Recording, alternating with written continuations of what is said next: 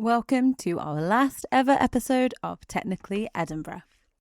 But don't worry, Lee and I will be back next month with our new and improved podcast, Technically Scotland, kicking off with a series all about how technicians are leading the way with sustainability initiatives in higher education institutions across Scotland. But for now, enjoy this episode. For the last time, welcome to Technically Edinburgh.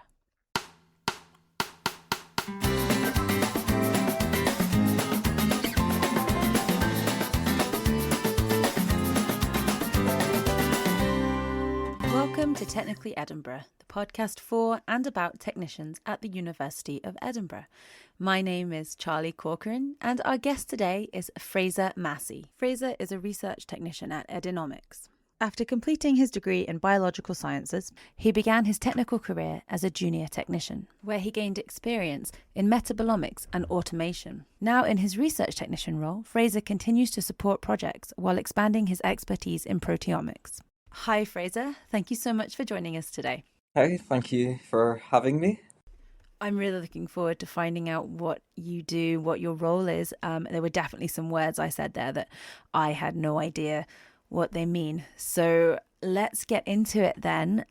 Can you quickly tell us a bit about your background and what led you to pursue a role in your field? So, I graduated my undergraduate degree back in 2019. And so obviously with the pandemic and stuff, it was quite difficult to find jobs. But I always knew I wanted to do something in research. So I was looking at lots of jobs within the university, and then I finally found this one, which sounded ideal. It was around my sort of experience level. It was basically like, as soon as I saw it, I was like, oh, this sounds like it's really for me. And I'd never really done anything to do with mass spectrometry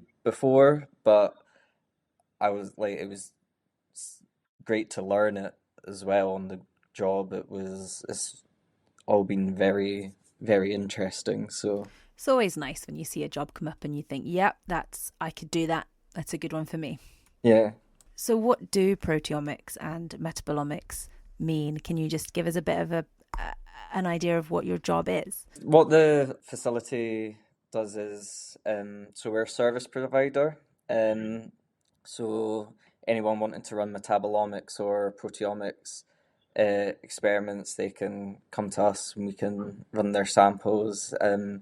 Metabolomics is the study of small molecules, like metabolites, in a biological system, whereas proteomics is the study of the proteins in biological systems. Yeah. So you're a core facility, and anyone in that kind of field Yeah. can kind of come and see you and use your expertise Yeah. and your facility to run those tests. Yeah. And we work with groups within the university, and also we do work with externals as well. So Oh, okay, cool. So I imagine you get to be involved in lots of different kinds of projects then.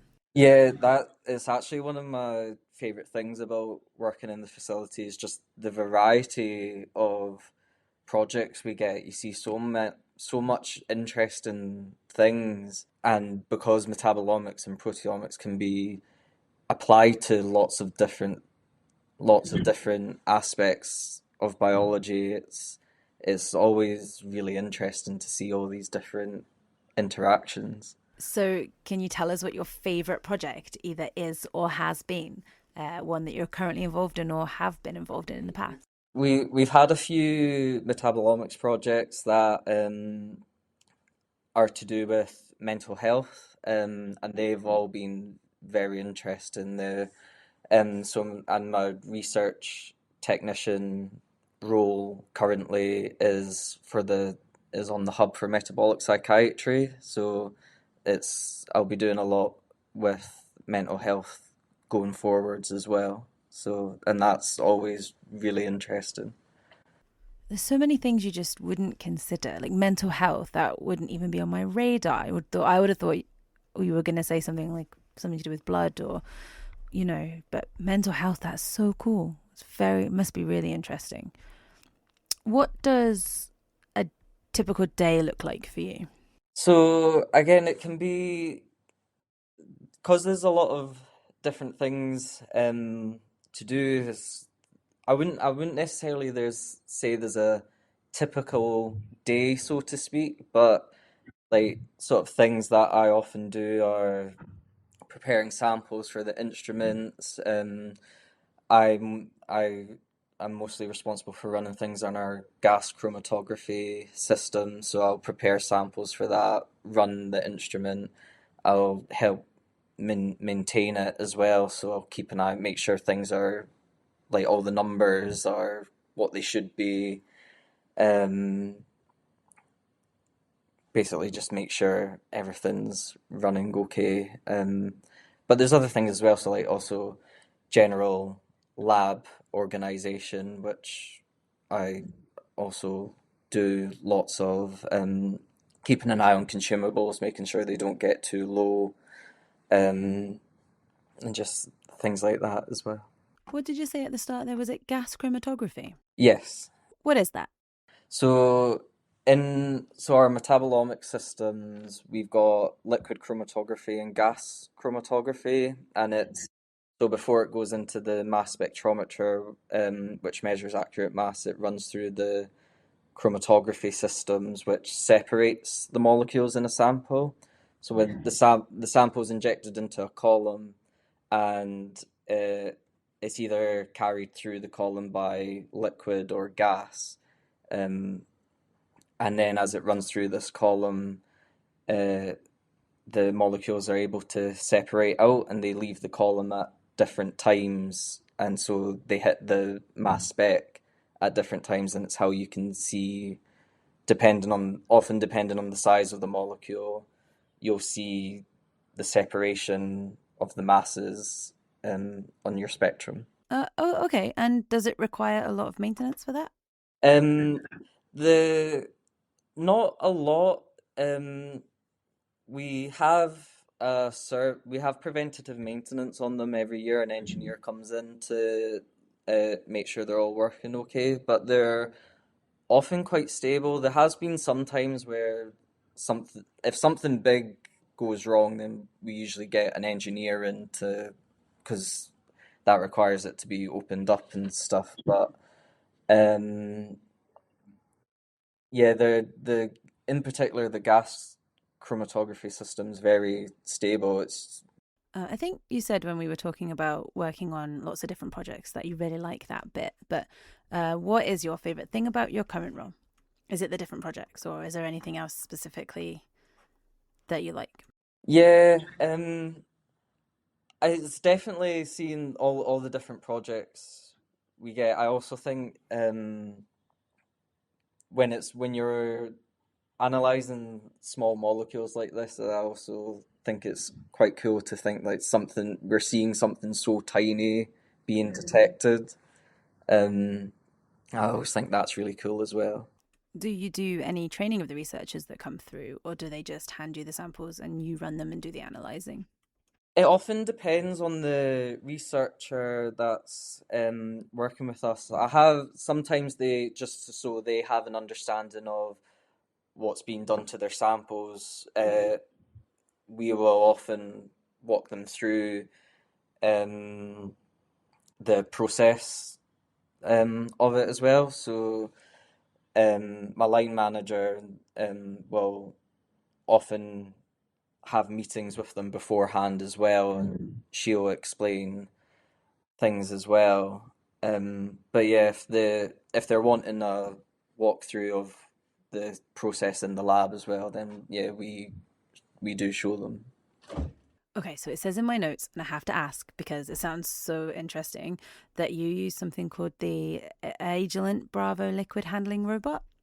Yeah, so it's the Agilent liquid Bravo liquid handling robot. So we got that a couple years ago to sort of, so for so part of the process of preparing samples, we need to extract them with a solvent, um, and depending how many samples we've got, that's a lot of pipetting. So we got this to sort of streamline it a bit more. So it means we can extract 24 samples at the same time. Um, so obviously less pipetting for the person as well. It means having an automated system as well means all the samples are treated in exactly the same way as well. So there's less variation. Um, but yeah, so it's good. It's especially if you've got lots of samples. It's been good, and Yeah, making life just a bit easier, I guess. I yeah, um, and so I've written a lot of our protocols for that. It does sound like a cool piece of kit. Yeah, it's going really well. So we've it took a while to sort of optimize it and get it the to get it usable for what we want to use it for. So we've actually, as a facility, we've actually just recently self-published on bioRxiv a methods paper for the Bravo for our protocols. Uh, Bit of a shameless self-plug there. So you said you've been writing these protocols. Are you heavily involved in that and self-publishing the protocols? Yeah, so we I've written most of the protocols for that, and then when my colleague Andrew started last year as well, he's helped a lot with that as well. We've both sort of over the past year really gotten it down to a really good space to use, and we use it all the time now. So what's the process been like then of adapting workflows and writing the protocols? And I mean, you just said over the past year, so it sounds like it's been quite a long challenge. Yeah, so at first, so because the Bravo it's got a fixed number of pipette tip heads on the arm. So at first it was uh, a bit of a struggle to sort of get it to work because whenever people bring us samples, there's often in Eppendorf tubes and it's not really feasible to transfer them to plates. So adapting the Bravo to be used with Eppendorf tubes, took a wee while, but Agilent have been helping us with that as well. So like if we needed something, we contacted them, and they were happy to help us as well. But um, yeah, so it took a wee while to get to a point where we regularly use it, but now that we've gotten to that point, it's been really good. So do you think that automation is becoming more and more important in your kind of lab environment? Yes, I think there's a balance to be had. I do think automation is very important in terms of, as I said earlier, like samples being treated exactly the same way. The samples are all spending the same amount of time. Uh, how to word this right? So, yeah, yeah. Um, so I think that's really important. I think when there's only a few samples, it's just as fast, if not faster, to do it by hand. But especially if there's a lot, and we often get quite big projects that are like into the hundreds of samples, and it is when it's that big a project, it's a massive time saver. So I do think it is it is an important thing to have. Does it bring some challenges as well? Yes, in terms of when getting used to it, um, and I think sort of there were some bits where it was like, oh, this is going to be much faster, but there were some bits that we were a bit like, oh, this part of it's slowing us down because part of our workflow, um, we need to centrifuge. So taking them off the robot, getting them into the centrifuge, then take them out the centrifuge, putting back into the robot, can take time. But in terms of like, and as I say, like that's part of the reason why if you've only got a few samples, you're just as quick doing it by hand. But even that, because the robot's able to do 24 at the same time, it's still much faster when you've got a large batch. We've got some equipment in our facility that's designed to be easy to use, but what we found is it makes troubleshooting really hard because there isn't really many options for fixing it. So once it's broken, it's broken. Is it a bit like that sometimes? Sometimes when something doesn't quite work the way you expect it. So during the like writing protocols and optimizing them, something didn't quite happen the way we expected. That was a lot of troubleshooting. I do think the software is very easy to use, which was a big help. It's quite clear to find find things. And it doesn't some aspects of it involve coding, but thankfully you don't need to know coding to work it. Um, so yes, there is a lot of troubleshooting to be had with it, especially when you're writing something totally new, because there's some protocols where once we've written it and then we have something else come into the lab, we're like, oh, we can adapt this protocol for that, just change things slightly. But if you're writing a protocol from scratch, then there's a lot of trouble shooting at the start. Okay, cool. So when you joined Edinomics, you were a junior technician. So did that role involve much protocol writing and learning about the automation, or has that happened as you progressed into research technician? Mostly as I've progressed. So when I first started, we didn't have the liquid handling robot. There's a bit of automation on the gas chromatography system, but that was already like all set up when I started. But as I've progressed through the years and I've learned how these things work, and when we got the Bravo, yeah, it's been a gradual learning curve. Because even with our GC automation, the like I've now seen like what it's like to write a method for it and stuff. So So a good gradual transition rather than being dropped in at the deep end. yeah, yeah, exactly. Yeah, yeah. So what's the difference then between a junior technician and a research technician in your facility? Mostly the workload.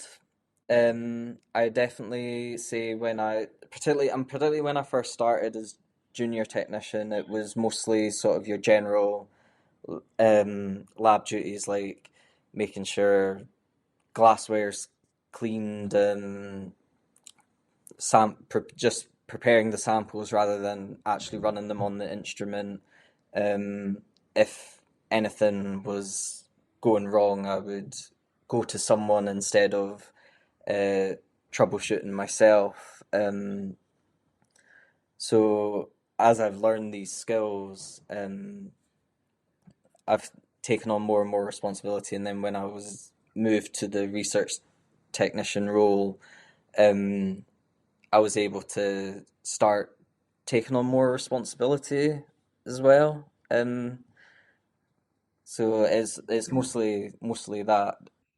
That's really good. It's really nice to see that you've progressed from junior technician to research technician in the same facility as well. Quite often it's difficult for technicians to do that. If we want to move to a higher grade or higher level of responsibility, we'll need to move somewhere else rather than stay where we are. So it's really nice to see that.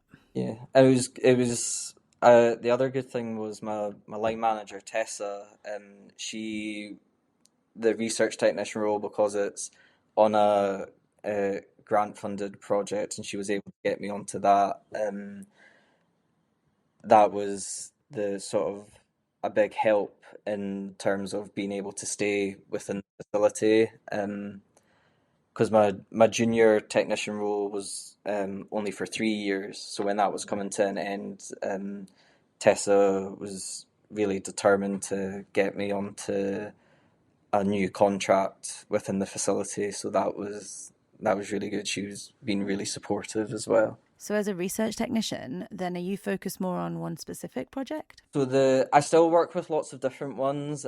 Just working in the working in the facility, the project the research technician role is part of, will just sort of be added on top of that. I'll be more involved with data analysis and things like that with that project, where it's still just getting started, so uh, not much has happened with that yet, but it will be over the next few months. Things are going to start happening, but so when we start getting samples for that, I'll be learning data analysis for those. And is that data analysis something that you're interested in doing and potentially taking on a bit further? Yeah, definitely. It's one of the things I'm very, very interested in because it also means get to see sort of like get to do the whole process and that, prepare the samples, run them, analyze the data. So you'll see the end of it rather Yeah, than just get the samples and then hand them off once you're done and move on to the next project. Yeah, it will be nice to be able to see the end of the project or see how it's developing and be involved in that. That's very cool. So, is there any specific kind of things, if you think back, over your time in Edinomics, that have helped you kind of grow and move on and made that jump to research technician possible? yes. So just sort of general confidence. When I first started,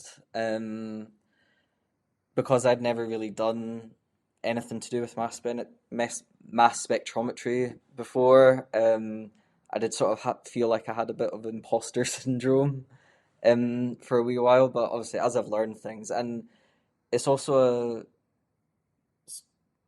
quite strange in that you also don't realize how much you're taking in and how quickly you're taking it in. Like there's been times where um something's come up and I've been like, oh, I know that. Um, so yeah, that's been, and I think as well, it's just sort of getting more confident speaking to people as well. It's something I've always struggled with, like presenting and things like that. And even things like doing this. Like a few years ago, I probably wouldn't have been able to do felt I wouldn't have been able to do something like this. But yeah, but like now that I've sort of been in this position where I've had to practice speaking, uh, I think that's been one of the biggest changes in myself. Yeah, having that self belief that you do know what you're doing Yeah. and you do know what you're talking about, it makes it much easier to stand up in front of someone and talk about it for sure. So, do you have any advice then that you might like to give someone who's just starting out as a junior technician or thinking they might like to be involved in metabolomics or in your area?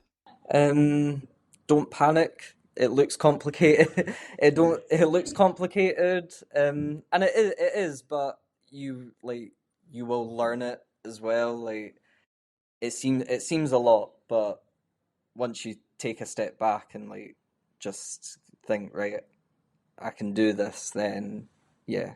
Oh, that's such good advice. Don't panic. I think I need that sometimes. Just like, don't panic. Everything's going to be fine. You've got this. I still need to say that to myself sometimes as well, but So, just in general, about any technical role in science, do you think there are some misconceptions out there that we could do with clearing up a bit? Or do you think people, if they hear, oh, you're a science technician, they know what you're getting up to and they're right? Or are they completely out?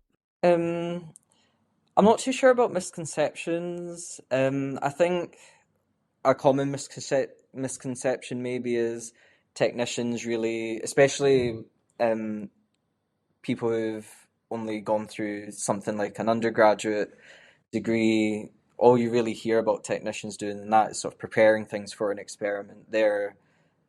You don't necessarily think of the technicians as the ones carrying out the experiments, but they very often are. Um, and I just think as well, sort of in general, like visibility of technicians as well.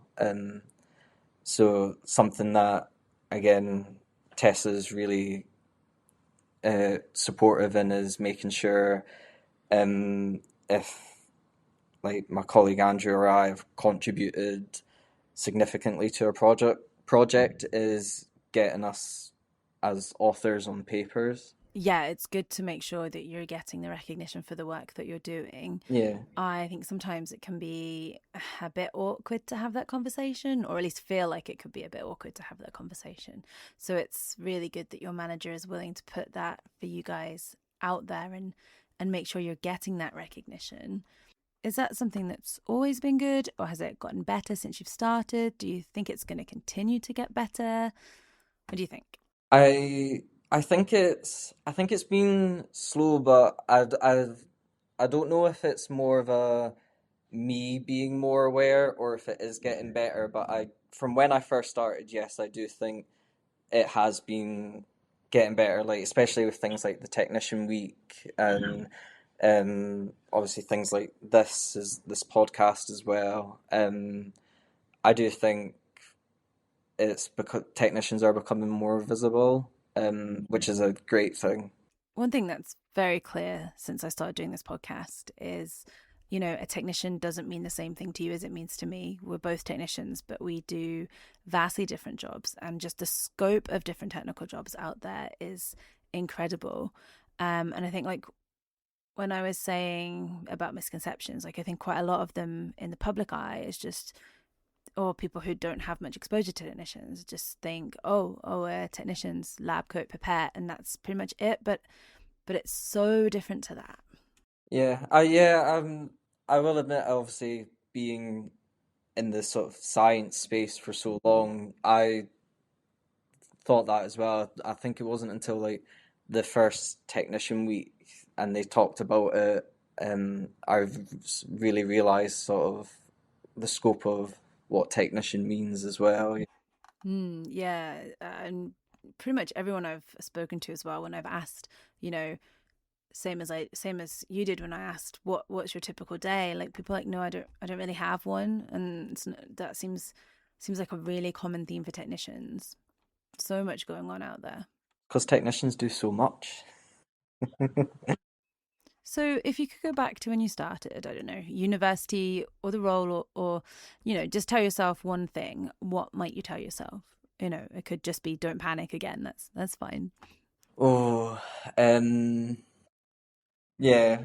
I would maybe add on to that as well. Don't worry. Because particularly when I finished university and I'd graduated, I had a part-time job in a supermarket, and I'd sort of told myself after I graduated, right, I'll sort of take a little bit of time to myself till the end of the year, um, and then the pandemic happened and lockdowns happened and like jobs virtually disappeared, and I really sort of panicked a little bit at the start of that, being like, oh well, am I going to be stuck in my part-time job for ever? But um so like people, and a bit of advice for, I would say, for people looking for jobs is it will happen. It doesn't matter how long it takes, but you will get there. Just keep going. Yeah. I think that's a really nice place to finish up. Thank you so much for that. And thank you so much for coming on to the podcast and talking to us and telling us all about what you get up to at Edinomics. I will pop some links to your paper you were talking about and to Edinomics, the facility, in the show notes for anyone interested. So our listeners can have a look and get some more information. Fraser, thank you so much. Thank you. Bye. Bye. Thank you for listening to this episode of Technically Edinburgh. Don't forget to like, subscribe and follow wherever you get your podcasts. And if you go and do that right now, you will automatically be following and subscribing Technically Scotland when it launches towards the end of April. Don't miss us at TechNet Scotland, a sustainability conference just for technicians throughout Scotland. Tickets are still available and they're free, which is fantastic. So no excuses. We will see you in Edinburgh on the 23rd of April.